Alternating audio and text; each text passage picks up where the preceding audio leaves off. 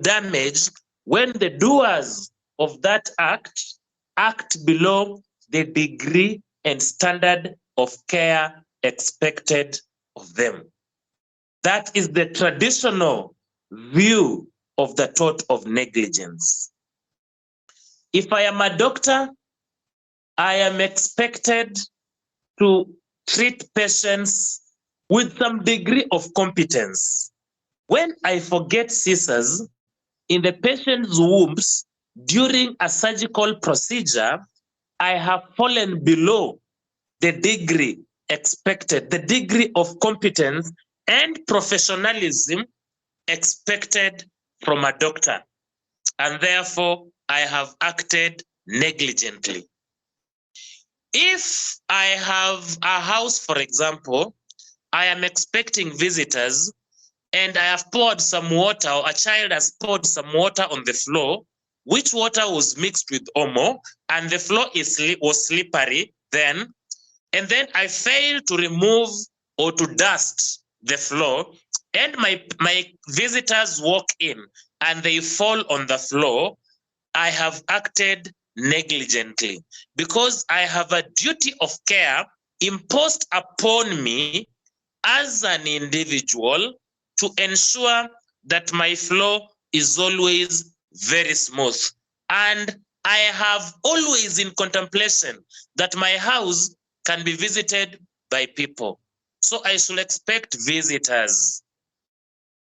As we move forward, we shall get to understand more and more on what the law or tort of negligence means. But generally, understand negligence to be closely associated with recklessness, to be closely associated with carelessness. And what is important in these recklessness or carelessness examples is that in negligence, a duty is imposed on a person. This duty can be a statutory duty. The statute imposes duty on you, or the written law imposes duty on you, or this duty can as well be common law duty. And common law is law that develops from the judgments and pronouncements of judicial courts. What the courts say over time, the judicial pronouncements that are made over time, they crystallize into a regime of laws called common law. So courts can give birth to a tort, or courts can create a duty and impose it upon you. The law of torts, ladies and gentlemen, does not concern, the law of torts does not concern moral duty. If there is a moral duty imposed upon you and you don't discharge that moral duty, the courts will not stretch to judge you based on the moral duty. We have a duty, ladies and gentlemen, a moral duty to help beggars on the streets of Nairobi, Mombasa, and on the streets of Kisumu. It's a moral duty out of human touch, patris corde, with a fatherly touch, to actually give the beggars something to keep them going. But if you fail to give a beggar food and that beggar dies, even though you are well off and able to give that food, you will not be held responsible, because the duty of care imposed upon you is a moral one, is a conscience-based one. It is not a legal duty. Ladies and gentlemen, today I'm appearing in this class with my learned friend, Wakili Lina Mora.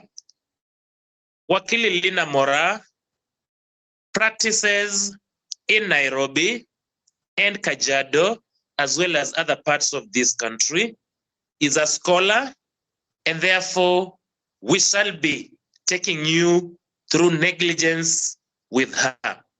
I will ask her to introduce herself, and after the introduction, she will give us the origin of the law of torts, the common law origin of the law of torts. Once she is done with the origin of the law of torts, I'll come back and tell you of the law of, not the law of torts, sorry, the law of negligence or the tort of negligence.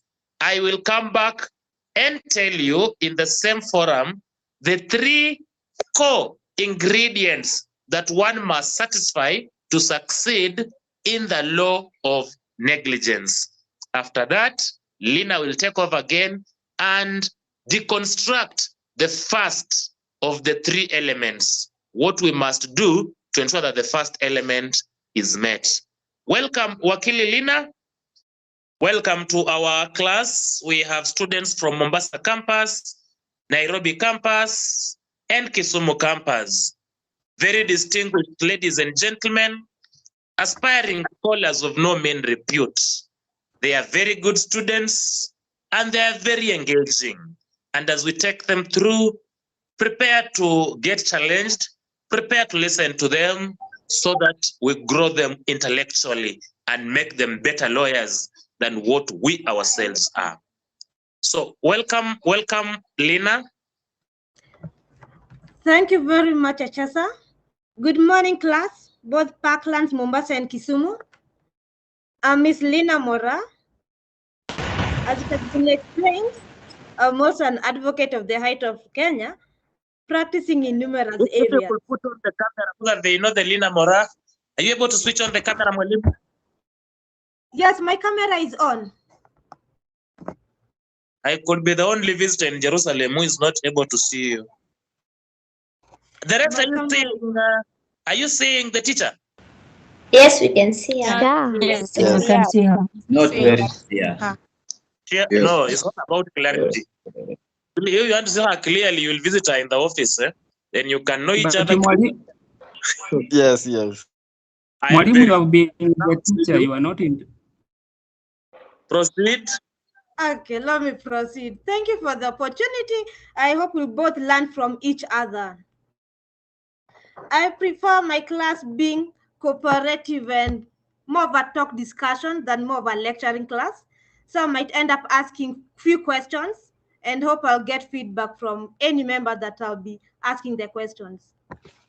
My plan today, I'll start by explaining and defining negligence, which has been well explained by my learned colleague, Echesa. Second, I'll go further and state the elements of the tort of negligence. After that, my learned colleague Echesa will follow up with a case study to which he will explain fully. And last, I will indicate the test to prove those elements of negligence that has already been explained. I will start the class. Negligence, in layman's term, that has been already been explained, it means a failure to behave within the level of care that someone ordinarily prudent would have exercised under the same circumstances. It mainly consists of actions done, but can also consist of omissions where there is some duty of care. That is to say that you might fail to do something specifically you are allowed to do as a reasonable person that will make you negligent.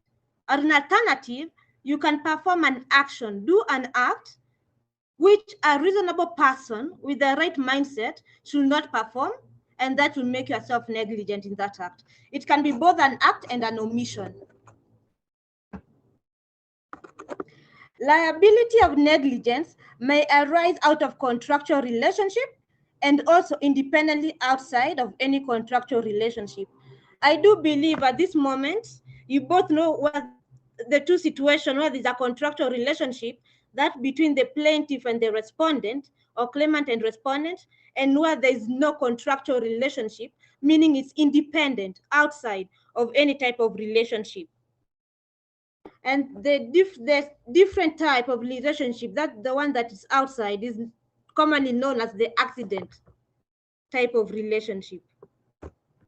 Winfeld has defined negligence as a breach of legal duty to take care which results in damage undesired by the defendant to the plaintiff. In short, what I'm trying to say is a tort of negligence will arise where a defendant fails to act as required or acts in a manner that he or she is not required to act and results to damage. one party has to be injured for that negligence to be proved, which I'll explain further in the elements of negligence. Now, there is a case called Blythe versus Birmingham Waterworks Company. I won't go into detail about the case. I believe you are good students, you research on it. In the same case, it defined negligence as the omission to do something which a reasonable man, guided upon those considerations which ordinarily regulate the conduct of human affairs, will do or do something which a prudent and reasonable man would not do. To highlight, the most important thing when it comes to negligence, it's an act done by a reasonable person. The degree, one has to look at the degree how you acted on that manner. Now, we'll speak about the origin of tort of negligence. In this origin, we'll speak about something called the neighborhood Excuse me, principle. madam. Yeah. Will you Am I too kindly fast? repeat on the liability of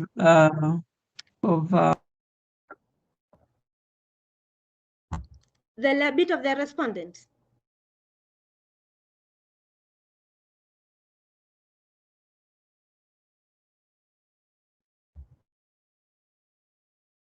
Hello?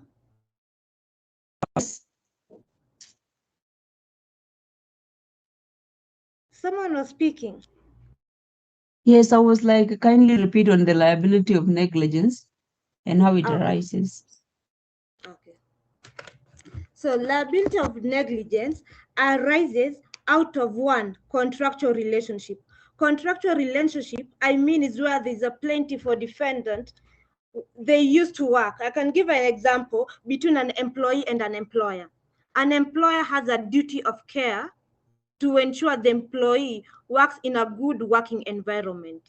When such conditions is not met, the employer is negligent to that effect, and employee can sue the employer on regard to negligence. A good example,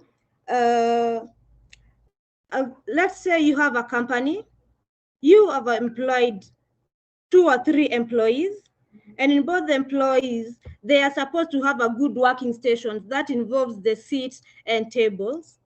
But in one of the situations, none of the seat or table decides to, it has an issue. The employee sits down and falls, end up breaking his or her back. There was a contractual relationship because the employee was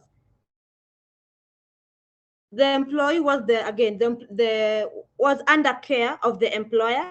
It was the duty of the employer to ensure that the employee was in a good working environment. In that case, it brings the two relationships, that's the employee and employer, which is the contractual relationship.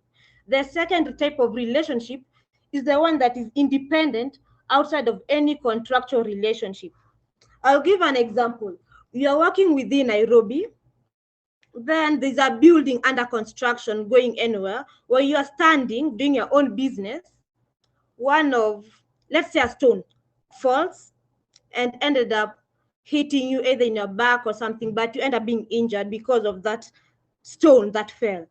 You had no contractual relationship. In fact, you had no idea who the owner of the building was, but you were just passing by or standing, and that stone fell due to the negligence done by the owner of the building or the contractors, which made you get injured in that respect. Are you able to understand the two differences? Yeah, sure. Thank you so much. Yes. So that's the liability of negligence. It can be contractual and independent.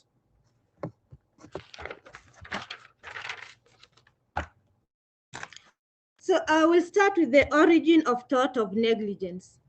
And with that, as we proceed, we'll be talking about the neighborhood principle, that being one of the most case laws that led to the definition of negligence in tort. Now, Lord Atkin, I'm sure by now you are familiar with that word, the name. By many years, in the annals of English law, legal historians say that it first appeared in Lord Bathurst in an introduction of law trials at Mrs. Press in 1767. This is where those injury arising from negligence or folly. In this case, that indicated every man ought to take reasonable care that he does not injure his neighbor. Therefore, wherever a man receives any hurt through the default of another, though the same were not willful, yet, if is to be occasioned by negligence or folly, the law gives him an action to recover damages for the injury so sustained.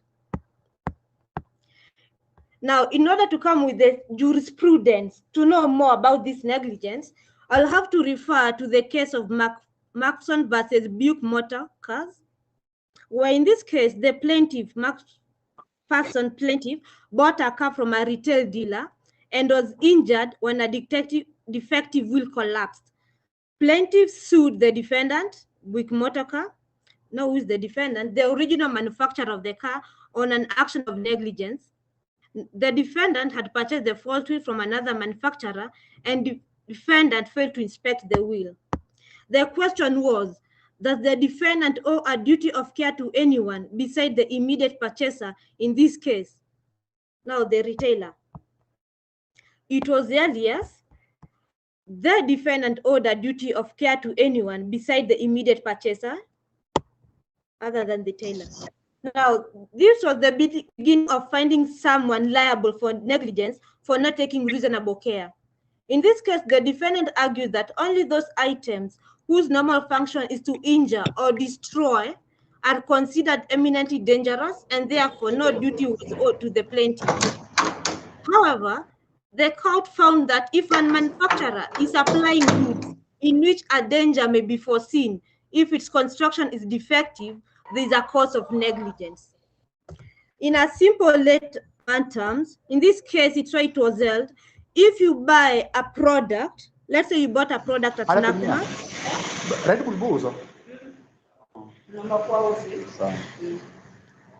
Alex, unmute yourself. In this case, the short version of the case was,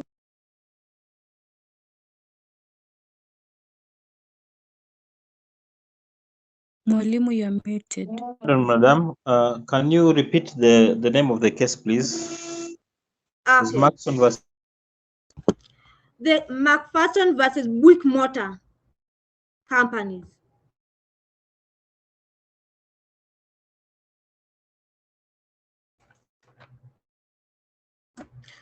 I was giving a simple version. You go and buy a product at Nakumat, let's say a toy, but while you're using, the toy was made in, that's from a company. There's a company, a specific company that bought a company from the toy, that is company A. While you're using the said toy, your child is using the toy, you notice that it's emitting a dangerous gas, which is harmful to your health, or rather, while working on it, you end up injuring yourself because of that car. In a normal situation, or this case, the defendant were arguing they should sue the retailer, now in this case, the Nakumat, instead of the owner, as Nakumat had the duty to ensure the good the buyers buy from them or the good they sell, it's of a good quality. But in this case, it stated the manufacturer, that's the company A, had a duty of care of ensuring any goods produced or any good they have manufactured, they're of good quality. You can hear me? Yes, madam. Yes, to ensure the goods of good quality. And if you produce a good that is not of good quality and the retailer end up selling to a third party, that company itself is liable to the liable under the tort of negligence of producing goods that are not competent or goods are not of quality as required, which has led to a specific injury or damage to the client or customer. In short, now to sum up the definition and the origin, we have come to understand that every man ought to take reasonable care that he does not injure his neighbor. Now, that one is the one that brings about the principle, the neighborhood principle, which was well explained in the case of Dongo versus Stevenson. I won't go into it, as the chancellor will be explaining further and give the facts and the reasons for that case. I'll just state briefly that the case states and clearly stipulated that one must take reasonable care to avoid acts or omissions which you can reasonably foresee. You have to avoid acts or omissions which you can reasonably foresee are likely to injure your neighbor. In that case of Dongo that Echasa will explain, it brought the three elements of negligence, that being the legal duty, one, that is duty of care, second, breach of that duty of care, and that it's injury or an alternative damage.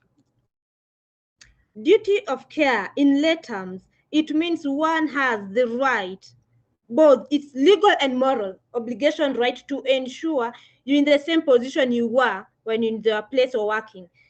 It is a legal obligation which it is imposed on an individual, requiring adherence to a standard of reasonable care while performing any acts that could foreseeably harm others.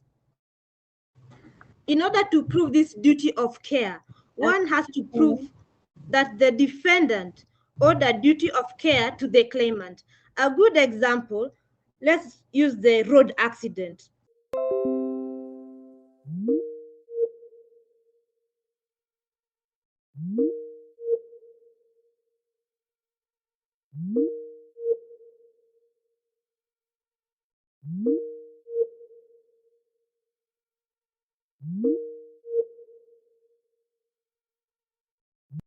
Who is the claimant, reached his position or destination carefully. Due to the said negligence that caused the accident, the claimant suffered, and thus we are requesting for general damages of a particular amount.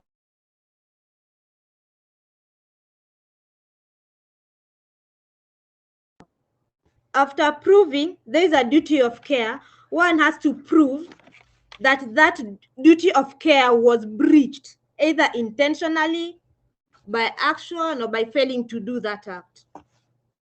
Now, breach of duty is the second matter to be carefully considered.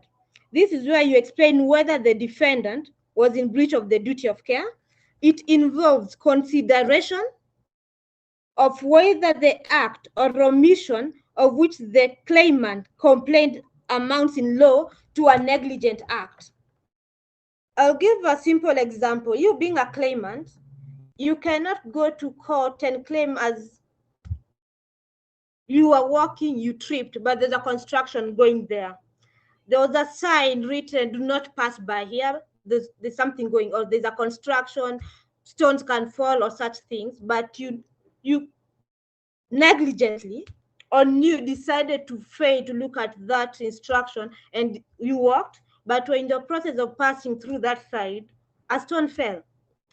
You took the respondent to court claiming that he had a duty of care to ensure the person by you reached a place carefully, you walked without any interferences, or you are sure that you are supposed to reach your destination as you were in the morning. The question will be, did the respondent owe you that duty of care? Yes, he did. The second is, was that duty of care breached? In this situation, the duty of care was not breached because you were warned. You were told you should not pass through that road, but you opted to negligently pass through that road. And in the passing, the movement of passing, you ended up being involved in an accident where you were injured.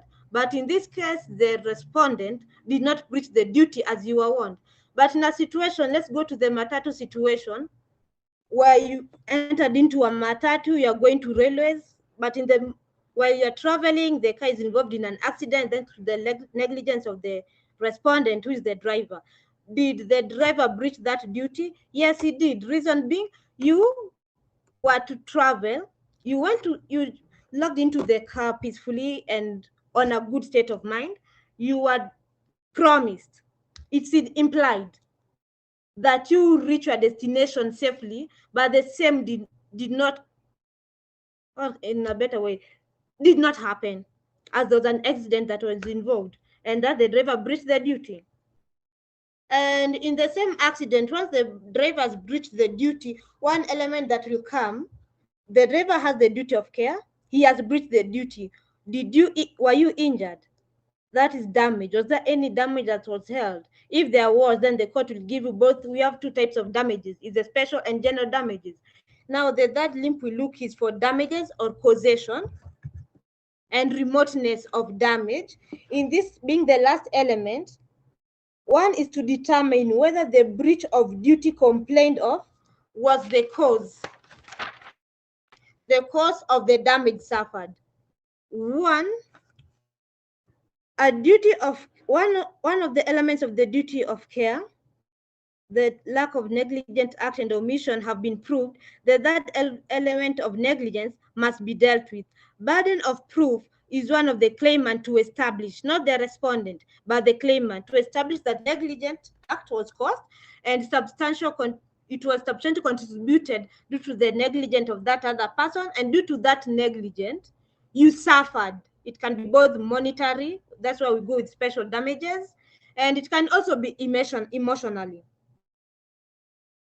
And because you have suffered that effect due to the negligence, one of your prayers will be requesting you be granted some money, not usually money for general damages and special damages. And in order to prove these damages, in one situation, I'll give an example. The road accident you suffered, your leg got amputated. In that case, we'll inform the Honorable Court that you had boarded the matatu. The driver had the duty of care to ensure that you reached your destination safely, but he did breach the duty of care, being the second element. Because of that breach, you suffered, one, both emotionally and physically, and in a monetary value. How did you suffer? Your leg got amputated.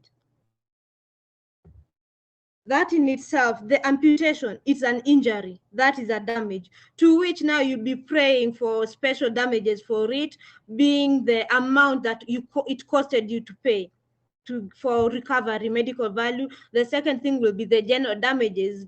Because of that damage, your lifespan, your living conditions have changed, which has to be taken into effect in the courts, and the amount given as per your level of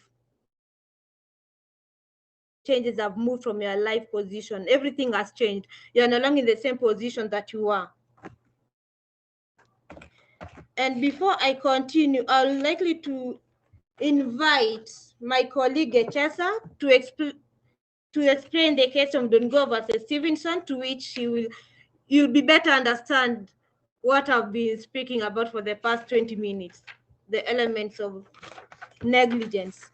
After that, we'll now explain the existence or the steps, principles that will explain what a duty of care is and what you have to prove for you to show there's a duty of care, which in an overview, because I'm sure we'll go through it, will be the foresight, proximity, and consideration. Echasa.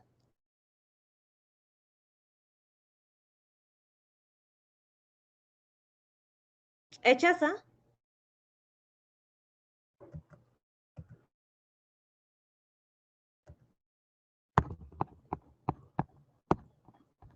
Echasa. Okay.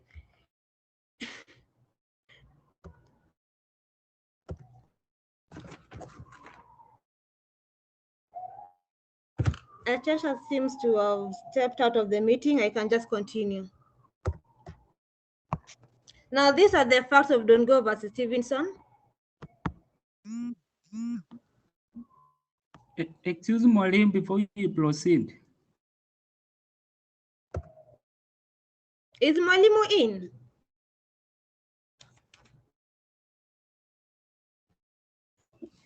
We can't see him, but excuse me, Mwalimu.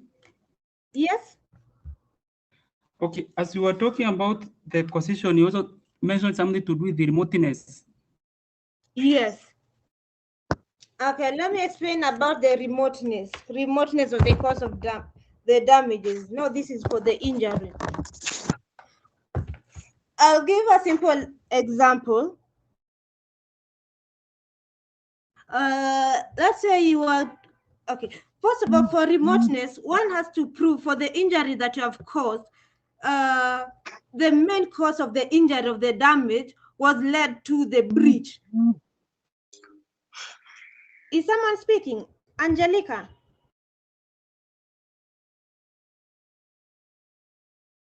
Okay, let me proceed. For remoteness, one has to prove that the damage was caused due to that breach performed by the respondent in this matter. And a simple example is you are walking to the mall. While you're walking, there was a construction that was going on. Then you tripped. When you tripped, you armed your leg or arm or something, or any part of your body. You take the matter to court, and let's say you are suing the mall, indicating that it's because the floor was slippery that led to your accident, and that led to your injury. The first question will be, did the mall have the duty of care to ensure you are shopping carefully and reasonably well? That is yes. If they had of the duty of care, did they breach that duty?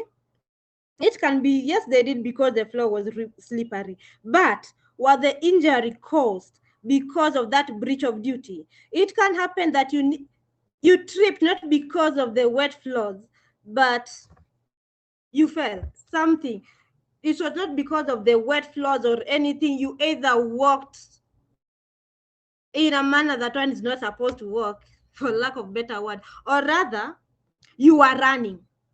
And the spirit of running, you missed on one stairs, which led to you falling. In that case, it was the reason you were injured.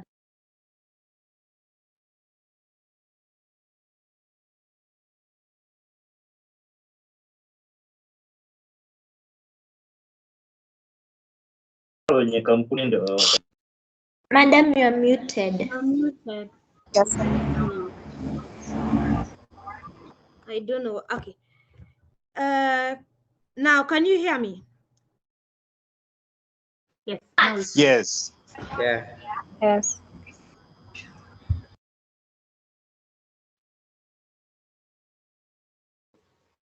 You're muted again.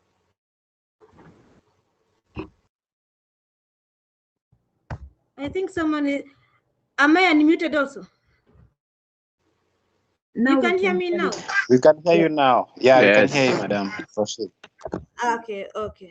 Sorry for that. I don't know what's happening. Let me repeat it again. You are walking in a mall, they were wiping the floor. Let's say the floor was wet or something. There was that warning indicating floor is wet, don't walk, but you decided to walk. Did the mall have your duty? Yes, they had a duty of care. Did they breach? They did not breach, but let's put in a position they breached the duty of care. The question is, were they injured caused because of that duty of care? In this case, you were walking the stairs, you didn't see one stairs, you ended up tripping and breaking your bones. In that case, the remoteness of the injury was not caused because of the wet floor, but because you had missed that one staircase, which was not the duty of the mall to ensure you are walking, you're following the steps, and thus they cannot be held liable for the injuries caused, because the damage caused was not because of the wet floors, but because you had misstepped the stairs and fell. The mall had no duty to that effect. Am I clear on the remoteness? Yes. Let me see if Echesa is back. Let me give a question to the class, and hopefully as I'm looking for my fellow colleague Echesa, one will be able to answer to it. As students of University of Nairobi, you have all been called in a staff room or boardroom to discuss about a particular matter. But while you are seated, there is a terrorist attack that is happening. Few of students get injured, just 2 or 3 get injured, while still at the University of Nairobi campus, specifically at the boardroom. Will the University of Nairobi be liable for the injuries caused during the attack? Anyone can answer to that? Pardon, you said specifically at? Okay, let me start again. At the moment, we are doing online classes, but University of Nairobi committee decides to call 10 students from University of Nairobi to discuss about a particular matter. While they're at the boardroom of University of Nairobi, there ended up being a terrorist attack or a scare terrorist attack, which had led to some students who were invited for that meeting being injured. Do those students have the right to sue University of Nairobi for negligence?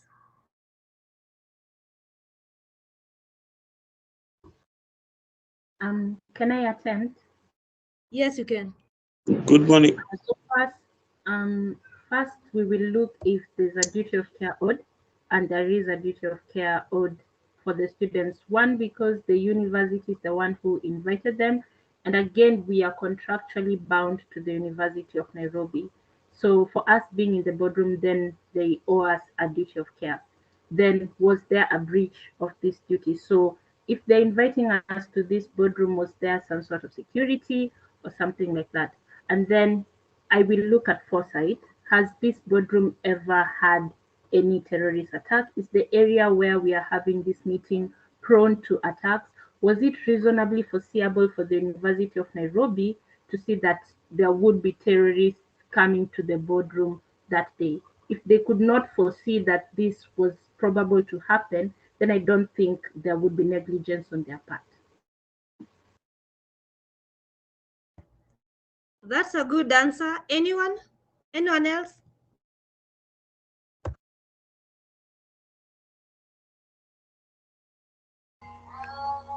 Excuse me. Yes, Odhiambo? I think prima facie, the university is not liable for that, since terrorist attack is way beyond.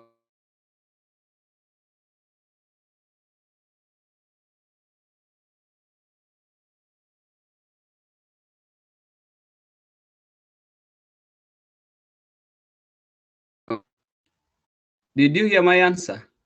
Odhiambo, I did not hear your answer. Oh, Kindly repeat. I'm trying to say that prima facie, the university is not liable for that degree of damage, like a terrorist attack. That is far way more than they can handle. So I think it would be better to sue perhaps the government. And the question would be, did they have a duty of care to ensure the security was up to standard? Yes, reasonable security, perhaps a burglary, but terrorist attack, that is far much beyond The their question, scope. they had a duty of care. Was that duty of care Yes. breached?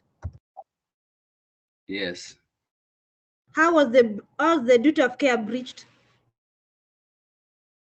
By the fact that there was an attack. But again, my thing. Were people injured? Thinking is the attack. Yes, of course. Yes, of course. So they had a breach of duty of care. But I do also agree with their position, but one, at least you have proved there were 3 elements that were done. They had a breach of duty of care. They were to ensure the security was up to standard. They said it was breached, and also after being breached, people were injured. For that, they had a duty and they breached that. But they can also argue, in this part of University of Nairobi, as much as they had done a good checkup, it was not foreseeable for them to know that there was a terrorist attack that was going to happen. And that's the best person, the best person they will sue, but the way you are arguing is it's for government of Kenya to indicate that there was no security, but in legal, that's just for lack of a better way to say is it's just a loophole that has no more water to eat, as the same can be breached. So those students have the right to sue the University of Nairobi. They said breach was done.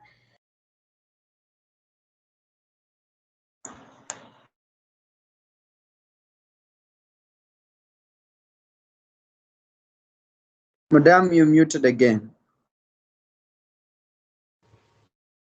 I have a question. I do not know what is happening.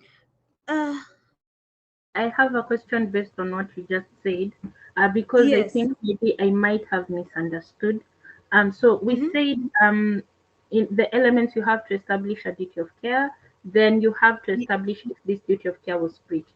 The way you and Yes. Onyango were explaining it now was that Yeah. because the terrorist entered, then the breach was the duty was breached. But before, the way I understood it was that this duty of care is owed, and if it is not fulfilled, then there is a breach of duty of care. So can the University of Nairobi just argue that they put security, whether or not the terrorists got in, as long as they put a reasonable amount of security, then there was no breach of the duty of care? Yes, that is a good standpoint, and all you can say is that they did their due diligence and put a good security to that effect. And due to that, they had ensured the students were in a safe hands. But the element that we have to say is the first element they cleared is there was a duty of care to which they did their duty of bringing the securities. After doing the security, was that breach of duty of care breached? Students have been injured due to the call they were called by the organization.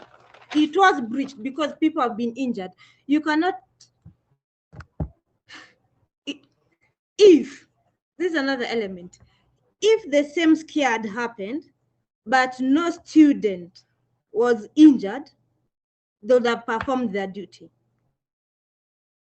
But in this case, they did a good security, they put the security. It's upon you to show if the security was good or not. That is debatable as per the evidence they will produce. But the main issue is it was breached because some students were injured because of that scare. It was injured, it automatically shows they had not done a perfect job of giving out a good security to the students or to that organization. Okay, but do you have to do a perfect job, or do you have to do what is reasonably within your means to do? What is now the issue will be what is reasonable, and so what is reasonable? Yes. Can it be argued that there was no breach if they did what was reasonable? I'm putting in mind that you're talking about terrorists. So what the Yes. University of Nairobi could have done that is reasonable, does then if the terrorists enter, that might it not necessarily mean that there was a breach if they did what was. I'm trying to understand what a breach means here. That if I do what I mean to do, what I am legally bound to do, and I do it reasonably within my means, then does it not mean that there's not been a breach of duty of care, whether or not something else happens? If I did what I reasonably needed to do, then is there still a breach if someone gets hurt? Then if you did, that's a reasonable test. If you did what was supposed reasonably, or the standards were met, were done, and the breach was done, then you can prove that was not negligent on the part of the University of Nairobi. And no breach, and regardless of whether or not the terrorist entered, there's no breach of duty. We're not talking about breach of security, just breach of duty. My duty, the way I was supposed to do it, I did it. So that element is not fulfilled. Yes, because if they can prove it was done reasonably up to what it's required, then there was no breach of that duty because it was done to perfection. Okay, thank you. I understand. Yes, yes. Also, another Excuse me, question. madam. Yes, who's speaking? It's Melody. Melody. Yeah, I'm also confused about, as in, I'm thinking we're talking about negligence. Hello. Yes. Oh, I'm saying we're talking about negligence and we're also talking about terrorism. So I'm wondering, can terrorism really happen out of negligence? Because like even Kenya is a country itself, we are not able to handle terrorism despite all the measures of security that we put and strategize. But terrorism is like a big thing, you know. So when you say terrorism to University of Nairobi, I really thought that like that's not University of Nairobi cannot handle that, if despite all the measures they would put.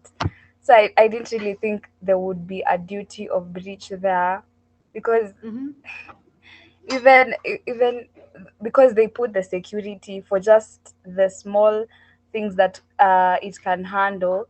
And Kenya itself, as in imefika aje kwa University of Nairobi, imeingia Kenya, as in Kenya should be the one handling all this terrorism and all, not even University of Nairobi. Probably would put an example of probably theft of somebody's phone, you know, because of negligence. Maybe that would Okay. make sense to be, yeah, but Okay. terrorism.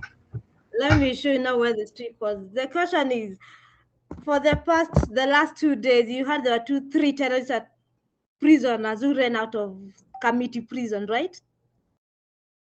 Yeah. Then in that case, when you're doing your meeting, already the world is aware that not even Kenya, there are two terrorists who have escaped. You Yeah. have been held a public gathering in Nairobi, then in one or another, they end up finding themselves at Nairobi University. What I was expecting also to hear is there was a breach of duty. The second thing is one will start indicating that as much as the University of Nairobi did their own duty of care, the question, the way it was told by one, I've forgotten his name, Othiambo, was whether was it done reasonableness? Was the duty done as per the standard required? That is one thing. If it was done as per the standard required, then your end did not breach its own duty. But if your end failed to give out the security as required, then that leads to the breach of duty in itself. Yes. Yeah. Okay. Yes.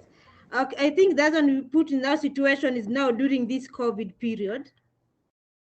You are all called to go back to the school. But am I? Yes. You have been called to go back to. You can hear me?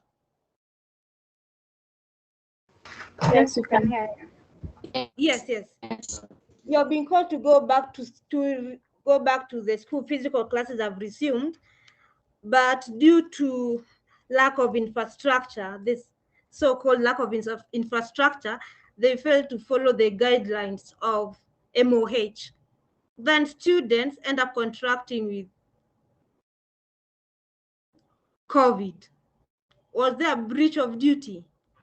I want someone to tell me if there was a breach of duty, if the duty of care was done, and also someone to, let's go overboard, and someone to argue about remoteness, because one can argue they contracted COVID outside, not in school and all that. Let's have that discussion.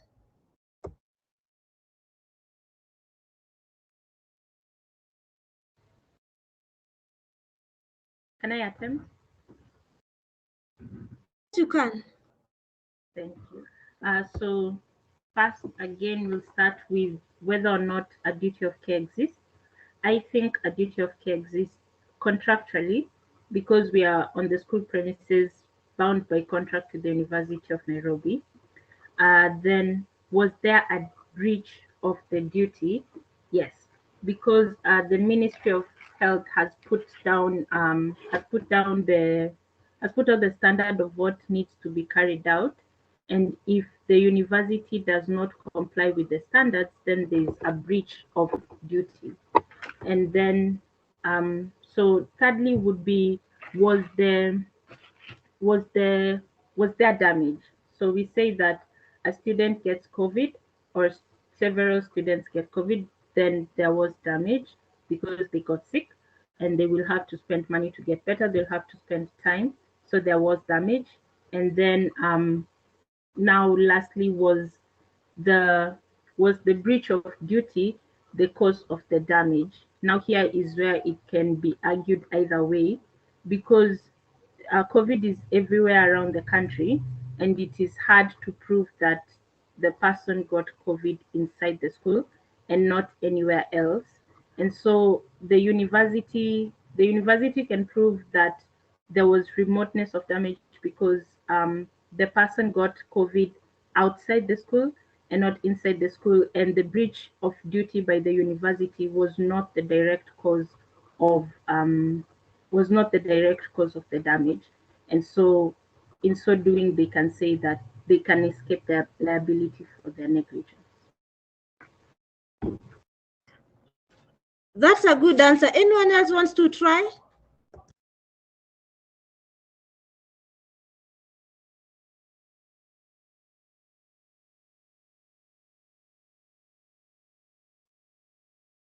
Let me attempt. First of all,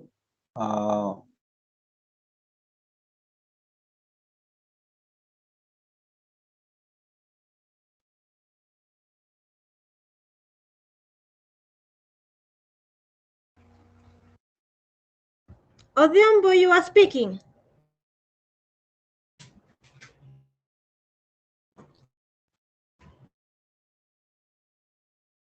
I'm saying, Odhiambo?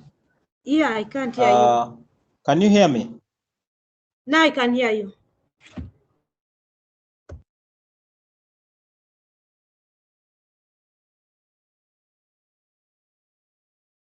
Can you hear me? Yes, I can. Can you hear? Okay. Yes, I'm I saying can. I that can. Kindly continue. first of all, we have to determine if it was reasonable, foreseeable for somebody to contract COVID-19 in University of Nairobi, and it was because COVID-19 has been announced all along, and every person knows that COVID-19 is there, and also the Ministry of Health has also spoken about that. Now, was there an act or omission that occasioned somebody to contract COVID-19? We see that there was an omission to carry out the required standards to ensure that the students were safe, to ensure that all the guidelines of the Ministry of Health were followed. And was there a breach? There was a breach because they did not put in place the things that were required to ensure that the students were safe. And was there damage? If somebody contracts COVID-19, there was damage, just as my colleague has said. And now we have to link the breach and the damage. If that person contracted COVID-19 in the University of Nairobi premises, that is what, as my colleague has previously said, that is what we will determine. It's for the court to determine, because there's a possibility that he or she contracted COVID-19 in another place and came with it to University of Nairobi. Thank you.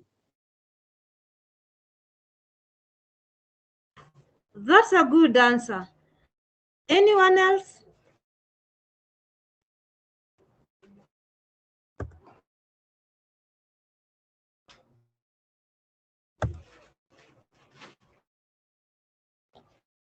Now, should I believe that you have both understood the three elements of tort of negligence?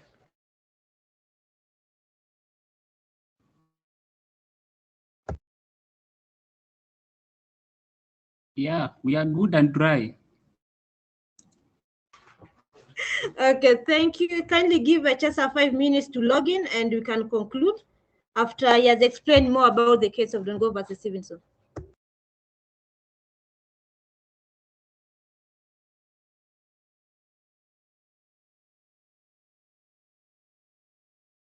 Let's have a 5 minutes break.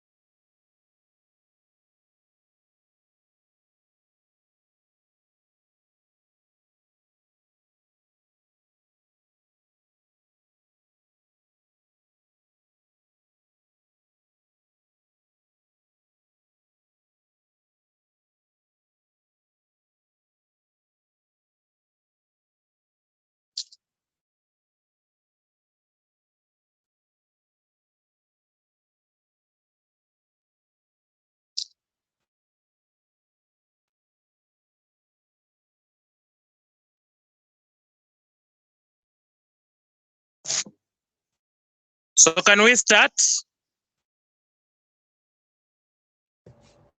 Yes, we can. HSA, you can conclude with the case.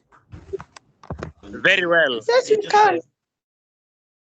Ladies and gentlemen, first, let me thank Mwalimu Lina for taking us through the thought of negligence, the origin of negligence, definition of negligence, cases to do with negligence.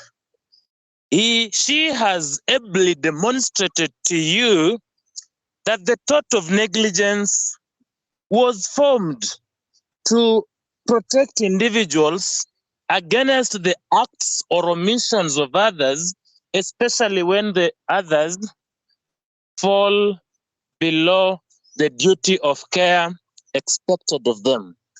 And the duty of care is to be determined from that of the reasonable person. What a reasonable person would have done. And we ask ourselves, who then is a reasonable person? When we are teaching Parklands, when we used to teach physically, I will tell students that a reasonable person is a man on the Rongai bus. Is a man on the Rongai bus. In England, they've said is a man in the, is it Clapham or Clapham omnibus? This is a man or a woman who is not over apprehensive or who is not very docile. Is a reasonable person. A reasonable student, for example, not the one who attends class 100% and the one who answers question 100%, and not the one who misses most of the classes, nor the one who rarely answers a question. A reasonable student would be a student who comes to class regularly, misses a few classes, answers the question regularly, and gets some questions wrong in the process of answering. That is a reasonable student. Tunajaribu kusema kwamba ni mtu wa katikati. Is not the person who is over apprehensive, not the person who is too low. Is a middle, an average person. Not a man flying from Kisumu to Nairobi. Not a man driving from Kisumu to Nairobi. Not a man walking on foot from Kisumu to Nairobi. But a man who boards the Mbukinya bus from Kakamega to Nairobi. That is the reasonable average person. So the degree of care that is expected from you is not that degree of care from a person who is, strictly speaking, very observative, a person who is very strict in the manner of doing things, but is an average person, a reasonable person. Now, I'll invite one of you, ladies and gentlemen, to perhaps read me the case of, tell me the facts of the case of Donoghue versus Stevenson. This is a case that gave back to the present day duty of care that we're talking about, that gave birth to the element of the tort of negligence that we are talking about. Donoghue versus Stevenson, also known as the snail in the bottle case. When we talk about the snail in the bottle case, we are simply talking about Donoghue versus Stevenson. Is a significant case in the English common law. The ruling in this case established the civil law tort of negligence and obliged businesses to observe a duty of care towards their customers. It was a landmark ruling. So I wanted to get someone to tell us a summary.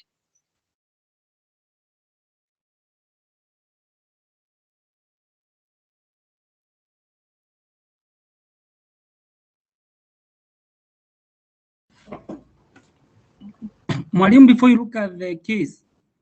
Yes. I'm getting you. What is happening? Proceed. Someone is getting me out of the class. Someone is getting me out of the class and then bringing me back. I don't know.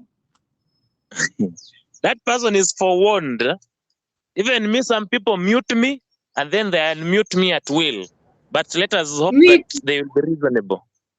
I've also experienced the same issue. Someone unmuting me and muting me at the same time.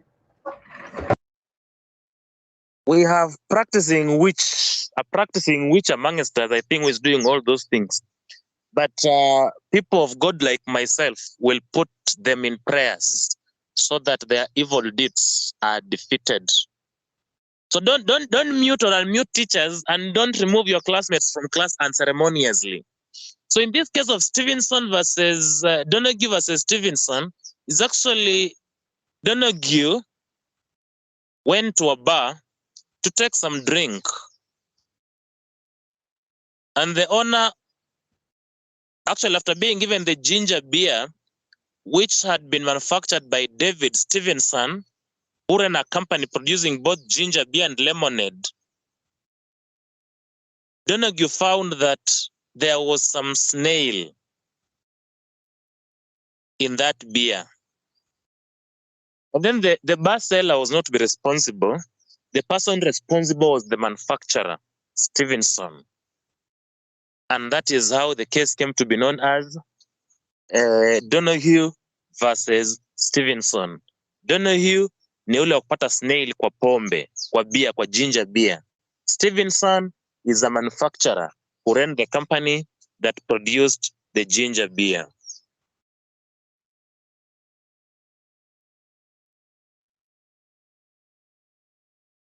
Any other interpretation of that case, of the facts?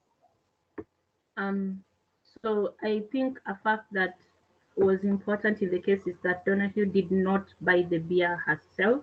I think it was a woman. She did not buy the beer herself, and someone else bought the beer for her. So in this case, she did not have a contractual relationship with the bar owner who had sold the beer, so she could not even sue on contract. And that is part of the reason because of the doctrine of privity of contract. Proceed. That is good. Yes. And that was the reason why she actually went after the manufacturer. And then another important thing was that in this time in the English law, based on, I think it was the case of Winterbottom versus Wright, an 1800s case, 1842, you could not sue someone if you did not have a contractual relationship with them, which again exists in privity of contract. But this was a major issue in the case, which was dealt with. It was called the contract fallacy. So the fact that there was no contractual relationship here was a very important factor in the case. Very well. Now, what is also fundamental about this case of Donaghy versus Stevenson is that Lord Atkin established now what is known as the neighbor principle. And as a good teacher of law, let me ask you, my learned or my learning friends, let me ask you this. So far, who is your favorite judge? Who is your favorite lord? Arike, who is your favorite lord? I know Lord Jesus Christ is a favorite lord, but now among the judges, who is your favorite lord? Denning. Hey, Denning J. What makes you happy about Denning J? Denning J. Lord Denning. I think he thinks really critically about things. My favorite law was the red letter one, in contracts where he was saying in warranties and exemption clause, not warranties, exemption clauses, where he was saying that if it's going to be such a big exemption, you should even put it in big red ink so that a person knows. So I think he's very critical in the way he thinks, and even in his dissenting opinions, he's very, very critical, and I really like that. Very well. Lord Denning is admired by almost every law student. Denning J. The critical nature by which Denning analyzes and develops the law. Any other person a different Lord? Melody, who is your favorite Lord?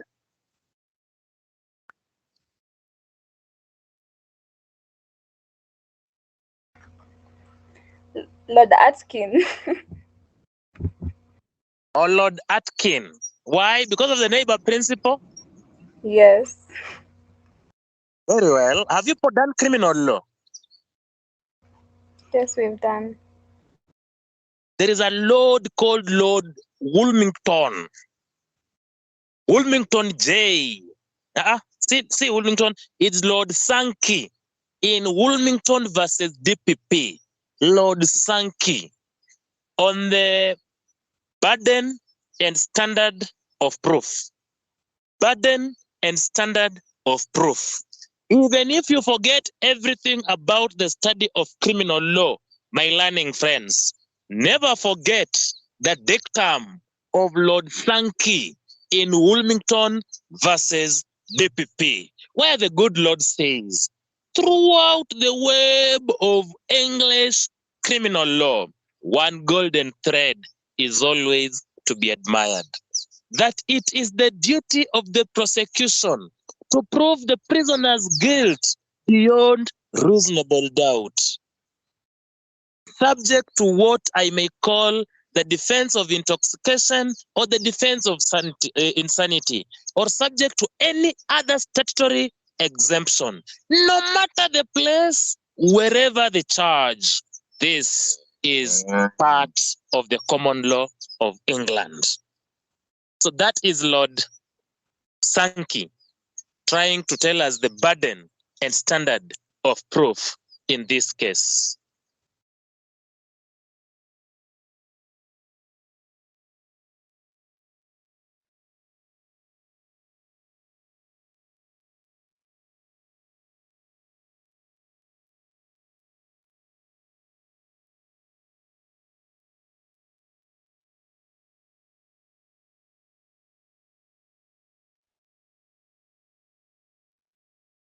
Sir, you're muted.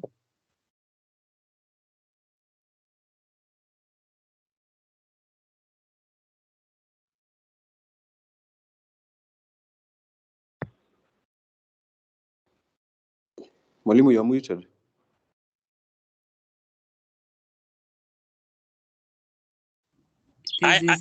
You're saying I'm muted? Yes, you are. What is the last thing you heard? You heard of me saying Lord Sankey? Yes. Yes. Yes. And I was telling you that as good students of criminal law, always remember the dictum of Lord Sankey in Wilmington versus DPP, that throughout the web of English criminal law, one golden thread is always to be admired, that it is the duty of the prosecution to prove the prisoner's guilt beyond reasonable doubt, subject to what I may term as the defense of intoxication, defense of insanity, or subject to any other statutory exception, no matter the place, whatever the charge. This is part of the common law of England, and no amount of effort to whittle it down shall be entertained. I was just telling you that to tell you that one of my favorite lords is Lord Sankey. Melody had told us that the favorite lord was Lord Atkin. Arike has given us Denning. I know others will tell us that they liked, when you do the law of evidence, you will come to get the Lord with the most romantic name called Lord Darling. And we call him Darling J. When he's describing a document, he describes it in a very good term. So most of my lady classmates, after that law of evidence, their favorite lords changed from Denning, just like Arike today is Denning. By second semester, Arike will be celebrating Darling J as the favorite lord that she has ever come across. Be that as it may, Lord Atkin establishes the neighbor principle in Donoghue versus Stevenson. And what does Atkin say? Atkin says,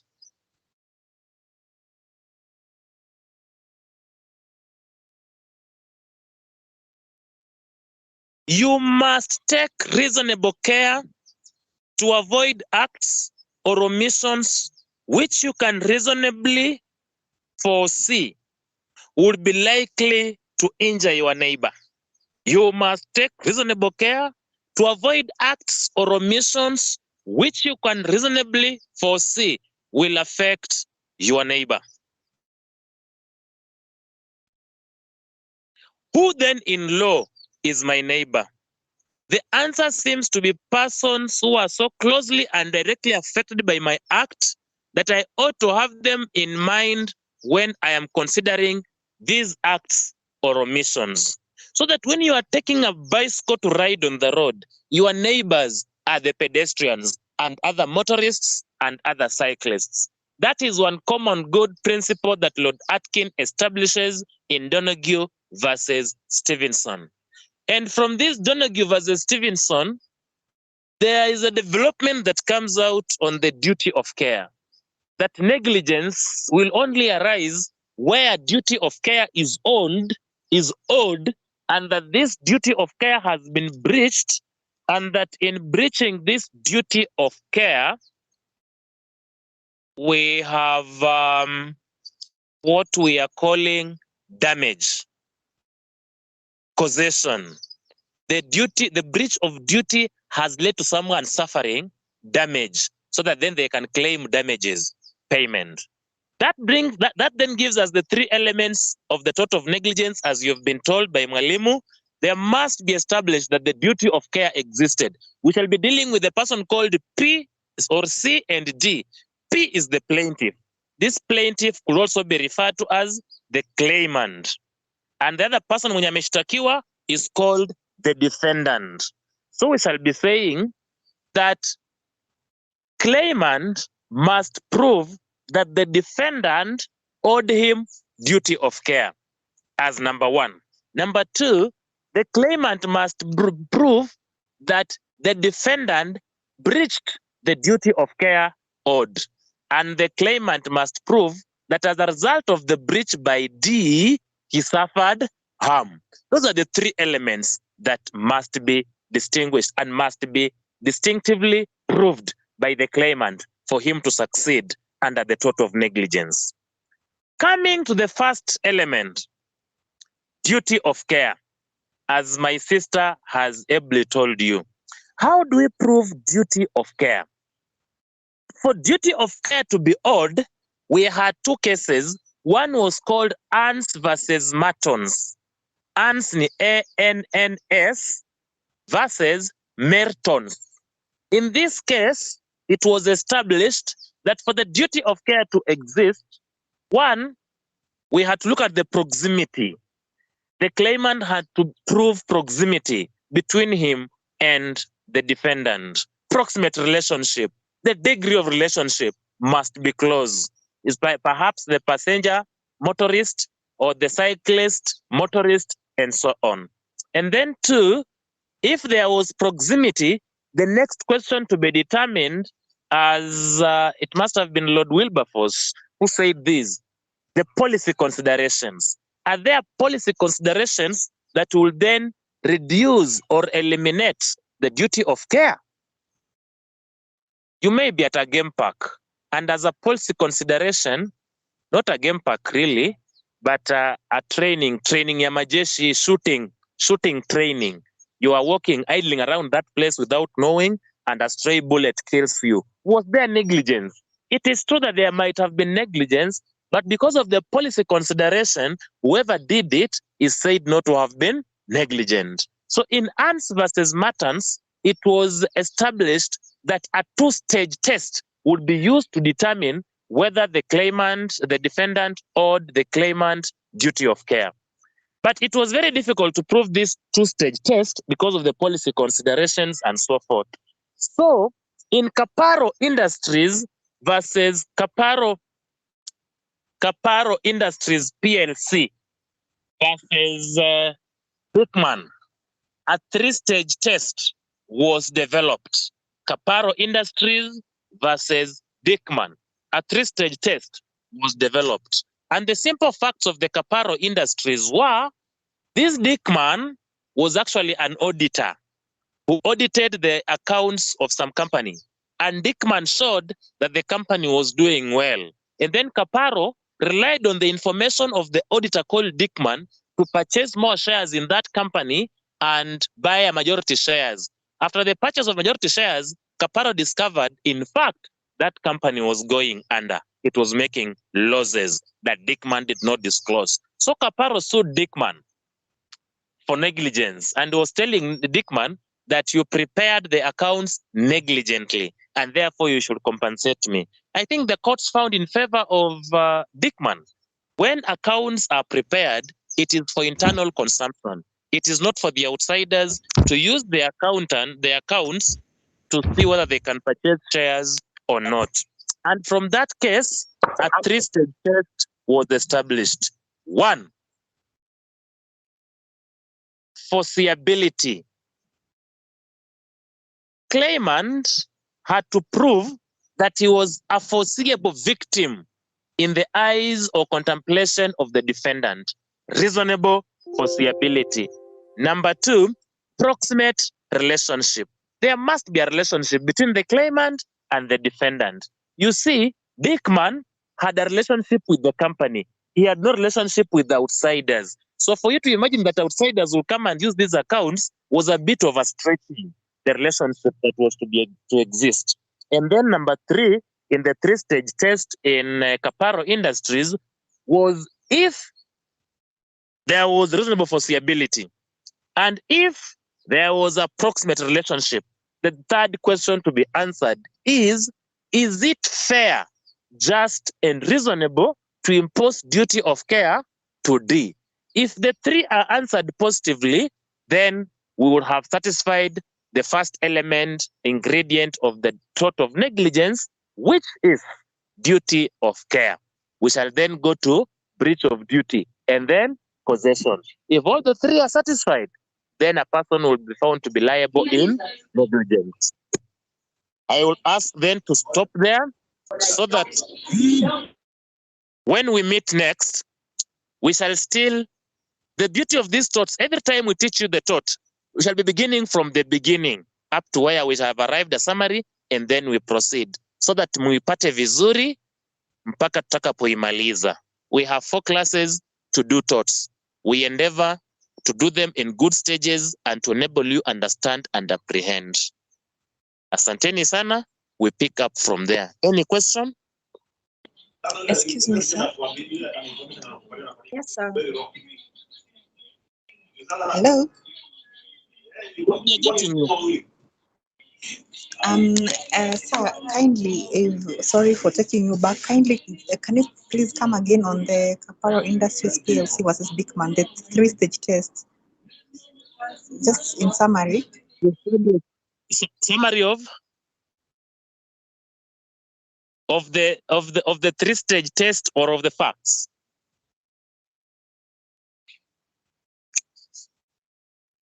Yes. Summary of the test or the facts? Sorry. The fact, no, the 3-stage test. The facts, I got them. Very well. Now, the 3-stage test is 1, reasonable foreseeability. The claimant must prove that he was a reasonably foreseeable victim to D. Reasonably foreseeable victim to D. So the first test or the first element of that 3-stage test is reasonable foreseeability.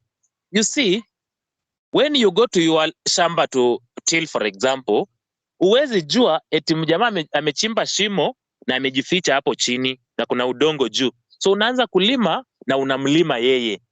You know, kuna some element of negligence, ndio umelima, lakini do you expect kupata mtu amejificha chini ya udongo wa shamba lako? So that person wa udongo chini ya udongo may not be a foreseeable victim. So that was the first thing that we must address, reasonable foreseeability. If we have said he's a reasonably foreseeable victim, stage number 2 is proximate relationship. What is the relationship between the defendant and the plaintiff, the defendant and the plaintiff or the claimant? Back to the example ya mtu wa kujificha chini ya shamba. You know you have no relationship with this person. If this person had been your gardener or your agent and ordinarily wanajifichanga hivyo, then the relationship would exist. And then number 3, having answered the 2 positively, we must ask ourselves, in the circumstances, is it fair, just, and reasonable to impose duty of care? So that is the 3-stage test, my sister. Thank you so much. Umezipata vizuri Kigoro? Excuse me, sir, I have a- Yes, thank you. Thank you. Karibu. Arike? Yeah, so before we forgot the teacher's name, but with Molim, that liability can arise, the relationship can be contractual or she said accidental, if I remember correctly. But so here, how are we doing proximity? How are we relating proximity with an accidental relationship? Because an example would have been walking outside the street or something, and then a building ikona jiwe, then it falls on you. Then now, can you sue for negligence where you don't have a relationship with these people? Is that now the kind of accidental relationship we are talking about? Yes, you can sue, because we shall be asking ourselves, is there a proximate relationship between you and them? Yes, there is a proximate relationship because there is a route, there is a way. Kuna njia penye ulikuwa unapitia na jiwe likakuangukia. There is a route, and that you are using that route. And therefore, by ordinarily using this route, it brings you into a relationship with the owners of this building. Sawa sawa. Sawa. Okay, thank you. Karibu. Any other? Good afternoon, Mwalimu. Good afternoon, Cosmas. Okay, in regards to inevitable events or unforeseeability, can we say that the principle force majeure is there in tort law, specifically tort of negligence? Can we say that? Can we term the principle force majeure in tort law? No. That one is a principle in the law of contract. It may be difficult for us to use it in the law of torts. That is specifically for the law of contract. You see, that principle, the closest it comes to the law of torts is during the defense. Accidental, unforeseen events. And that is what we call acts of God. If something is accidental and unforeseen, is an act of God, and it forms part of the defense in some elements of negligible acts. So we may apply it in the law of tort, but we hide it under acts of God and as a defense. Sawa Cosmos. It's not Cosmos anyway, thank you. But that is the name you are using on the Nini. We are relying on the names you are using on the Cosmos, or is the name you are using on the screen? Mwalimu, I am the Cosmos. I want to know who is that using my name. Oh, Pole. It was actually referring to you. So who was the previous speaker, if we may know you? Ayo. Ayo. Tieno. Yeah. Ayo, nimekuona. Pole. I'm actually the one whose eye was misled to Cosmos. Ilikuwa inapia ni kama ina blink. So thank you, gentlemen. We shall meet again. Have a very fruitful afternoon. You too. You Yeah, too. thank you. Thank you. Weekend. You're doing well. Good night.